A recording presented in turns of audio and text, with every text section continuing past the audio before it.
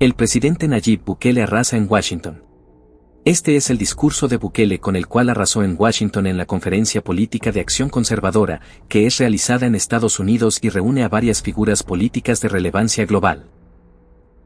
Hola amigos y seguidores de Alfa Producciones, pónganse cómodos porque hoy te traemos un material que de seguro te atrapará. Ya somos 1 millón de suscriptores en este canal y es gracias a ustedes. Somos el canal que desde el día 1 venimos informando todo lo que ocurre en El Salvador y con la llegada de Nayib Bukele a la presidencia. Déjanos tu me gusta para seguir creando contenidos, suscríbete para seguir creciendo y no te olvides de activar la campanita de notificaciones para recibir un nuevo video. Ahora sí, continuamos. El famoso discurso de Bukele que arrasa en la CEPAC de Washington. Primeramente, para entrar en contexto, ¿qué es la CEPAC? El gran evento político que reúne a Trump, Milley, Bukele y Abascal en Washington. Washington es el escenario de la Conferencia de Acción Política Conservadora, CEPAC, organizada por la Unión Conservadora Estadounidense. Este evento anual busca discutir y promover los valores conservadores en los Estados Unidos y cuenta con la participación de figuras políticas de relevancia global.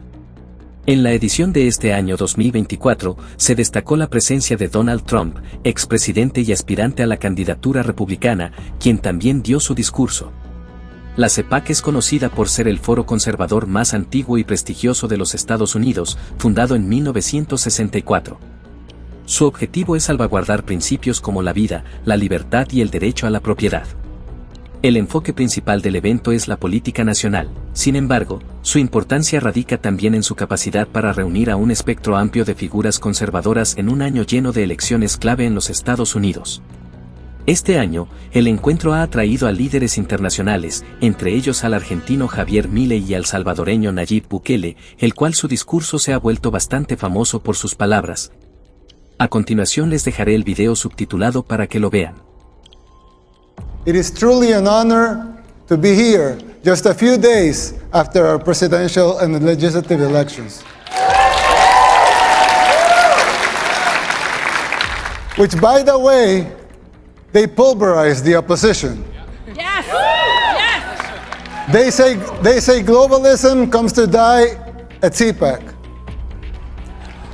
I'm here to tell you that in El Salvador, it's already dead.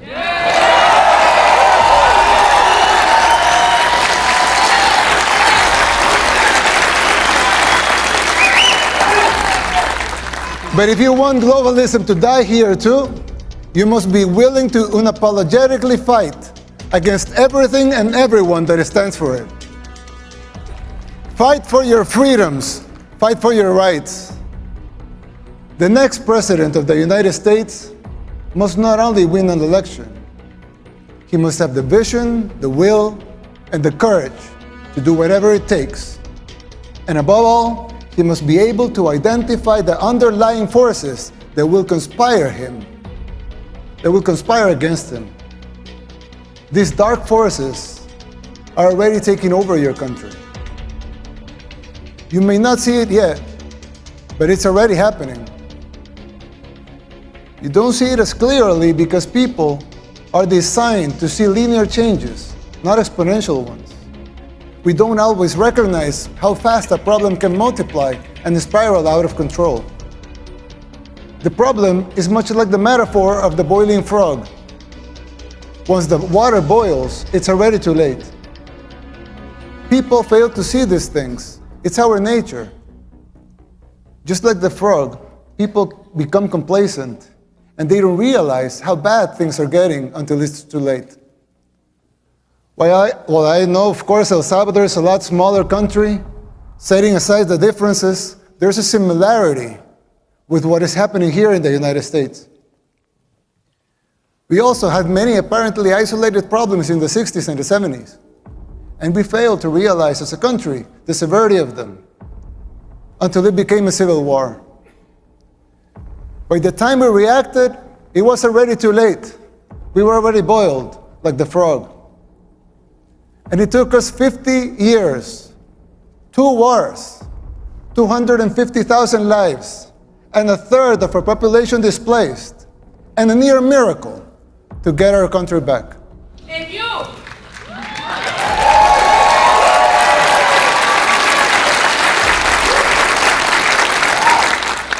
As your friend, I want to issue this warning so you don't make the same mistakes we did in the 60s and the 70s. It is not easy to pull yourself back once you're in boiling water.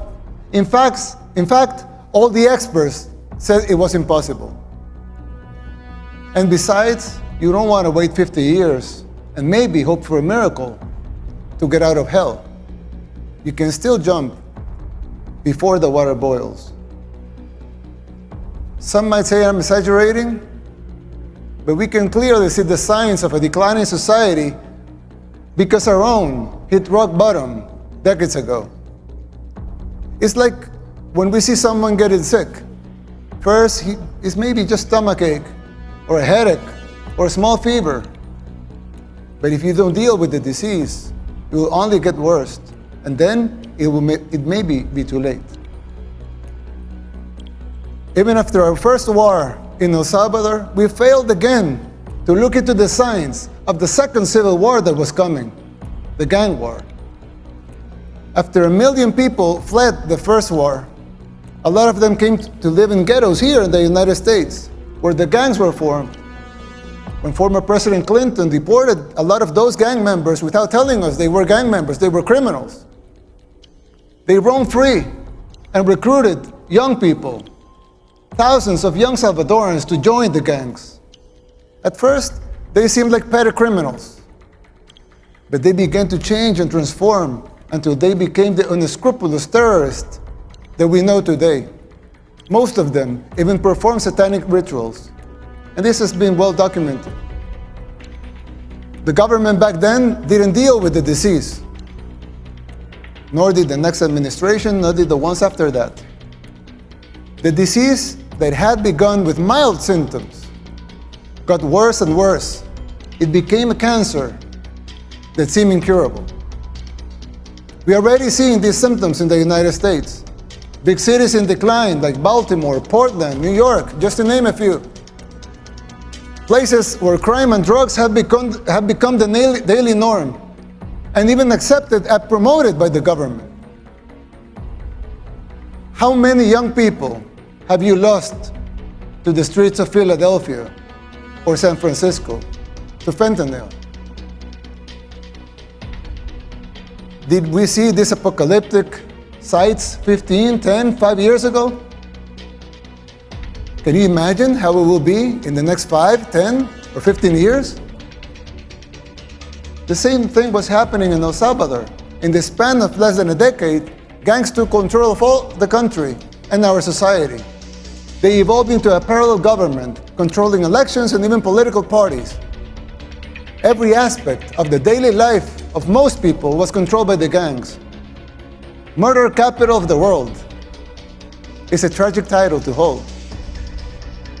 Getting rid of that was the bare minimum we had to achieve in order to even start thinking about rebuilding our country.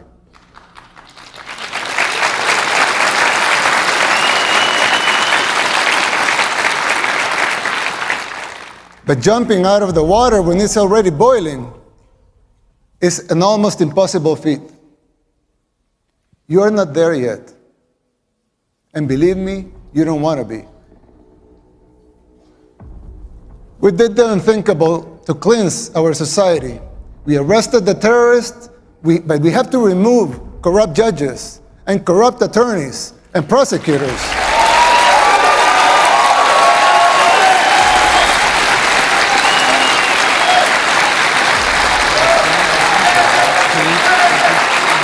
Thank you. Thank you. Thank you. These corrupt judges and prosecutors were setting the gang members free. And Nancy Pelosi. And it wasn't just the gangs. The corrupt system worked in tandem with the so-called international community, the NGOs, and of course the fake news, just like it happens here in the United States. Unelected bureaucrats are trying to instate public policy. Who elected them? They don't have a democratic mandate. If they want a seat in the table, they should run for office. Let the people vote. It will not be a pretty sight for them if the elections are free and fair. I mean, who elected Soros to dictate public policy and laws? Why does he feel entitled to impose his agenda? Let me tell you something. Soros and his cronies hit a brick wall in El Salvador.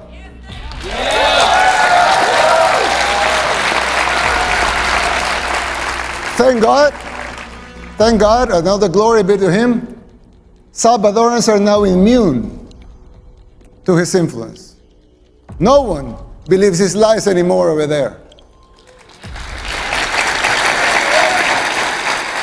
We just had free and fair elections. And we won in a landslide with more than 84% of the vote.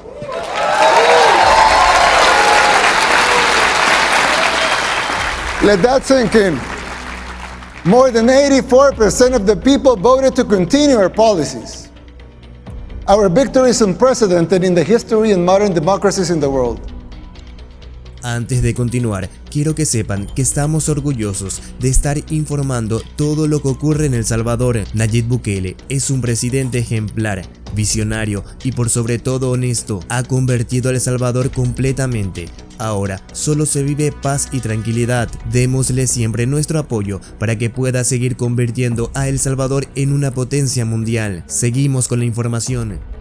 They also gave us a supermajority in Congress, more than that. 54 seats out of 60.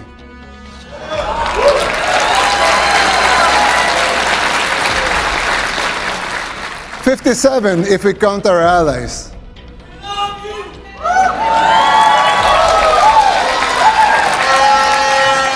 That's 95% of Congress. Let that also sink in.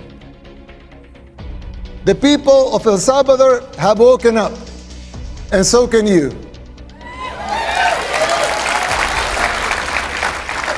The global elites, they hate our success, and they fear yours. The people's free will to choose their leaders is something they despise because they cannot control that. You have experienced this firsthand here in the United States. The global elites control the mainstream media, they finance campaigns, district attorneys, to mention a few. They abuse their powers. They persecute political opponents. In El Salvador, we don't weaponize our judicial system to persecute our political opponents. A practice that may sound familiar to you, but we don't do that there. And who's the dictator? The global elites in the media, they work in conjunction, they run some stories and publish them, same pictures to reinforce their agendas. You're no strangers to that. Here in the United States, we deal with that in El Salvador too. That is the free press that they talk about? Please. I always criticize the defenders of institutionalism.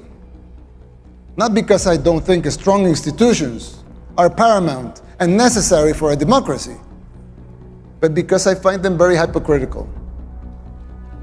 They don't seem to have the same standards for themselves as they are trying to impose on others.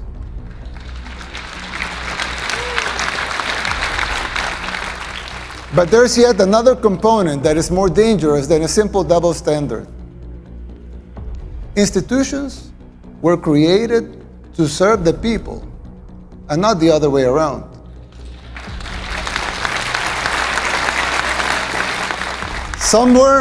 Somewhere along the way, those people forgot their fundamental purpose, which is more important than the institution itself.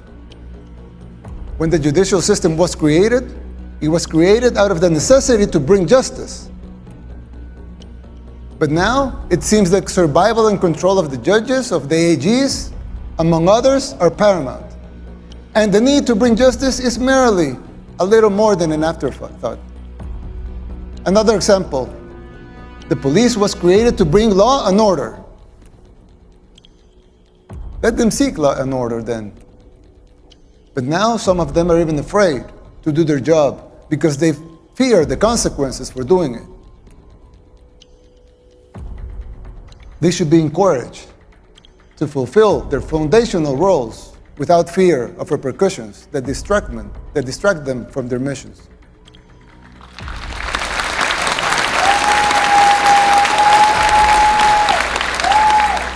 If the police was created to bring law and order, let them bring law and order. If the judicial system was created to bring justice, let them bring justice. Let them protect their purpose at all costs. Same goes with the press. Let them be free. A democracy needs a free press. But to enjoy that membership, you must adhere to your duty as a reporter. Report the facts. Don't be a puppet of those who finance you or finance the organizations that you work for.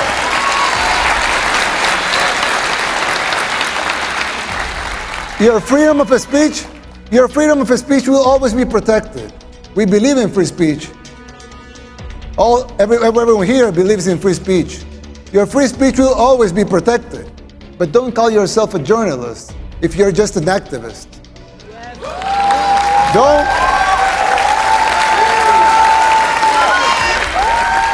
Don't call yourself independent if you depend in open society.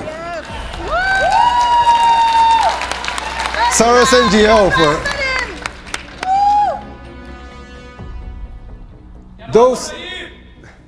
those sacred institutions have morphed away from the reason they were created.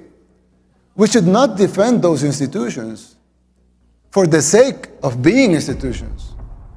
Instead, we should defend the principles that created those institutions in the first place.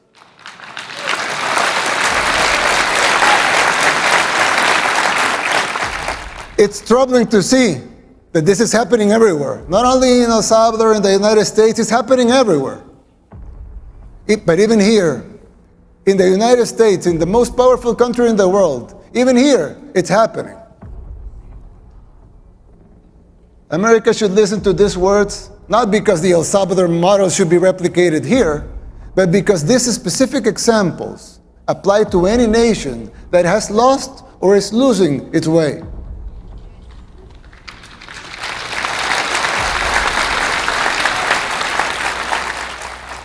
Ask yourself why this is happening, who is supporting it, and whether it's by ignorance or by choice. And fight it. Fight it with all your heart and soul, and be the beacon of hope. And be the beacon of hope that your founding fathers, with all their faults like every human being has, dreamt for your country.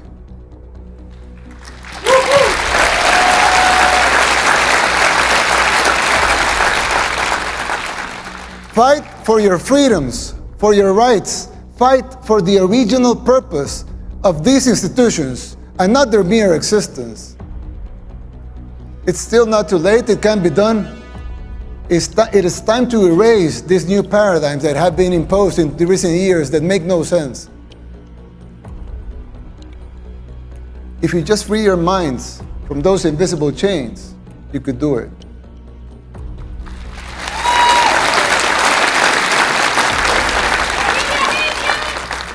This shift is an extremely dangerous trend that undermines these institutions. Effectiveness and their credibility is at stake, both home and abroad. This is a warning from a friend. You should adhere to their foundational principles and purposes and denounce this new institutionalism. Now, you would think that's it, as it wasn't enough, right?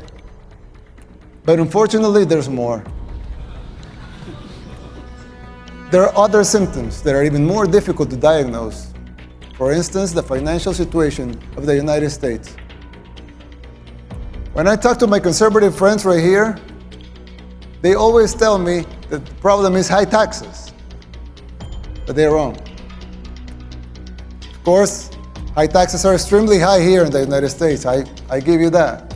You're right in that. But that's not the real problem. The real problem is not the high taxes themselves, but the fact that they are not even really funding the government. Not even those high taxes, higher than a lot of places in the world, not even those taxes are really funding the government. So who's financing the government? Government is financed by treasury bonds, paper. And who buys the treasury bonds? Mostly the Fed. And how does the Fed buy them? By printing money. But what backing does the Fed have for that money being printed? The treasury bonds themselves. So basically, you finance the government by printing money out of thin air. Someone could ask, well, so if the government can print unlimited amounts of money out of thin air, why do they collect taxes?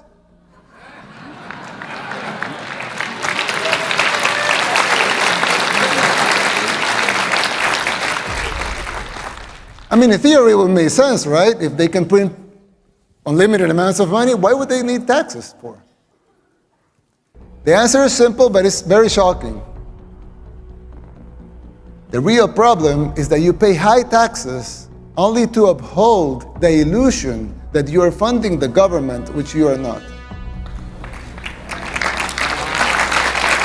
It's shocking, but it's true. The government is funded by money printing, paper backed with paper, a bubble that will inevitably burst.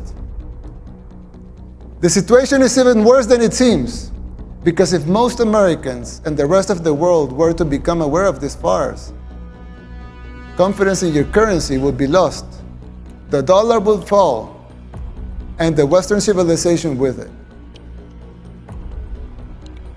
If the next president of the United States doesn't make the necessary policies and structural changes, sooner or later that bubble will burst. There's still time. You don't have to make the same mistakes we did in the 60s and the 70s. You can still jump before the water boils. Winning the election isn't enough to solve these problems. They will not simply go away as a consequence of an electoral result. It would take a total re-engineering of the government, top to bottom. It will entail making difficult decisions, like the ones we made in El Salvador since 2019, and they're already paying off. It will be hard. The system will push back, but you have the right to determine your own fate.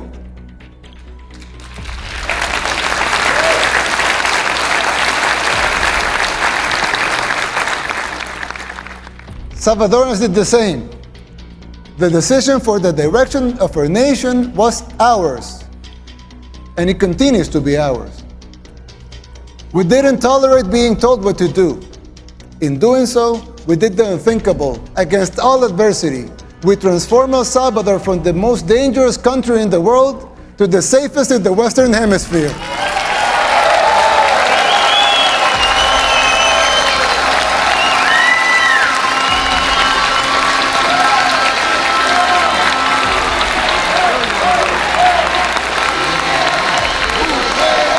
Thank you.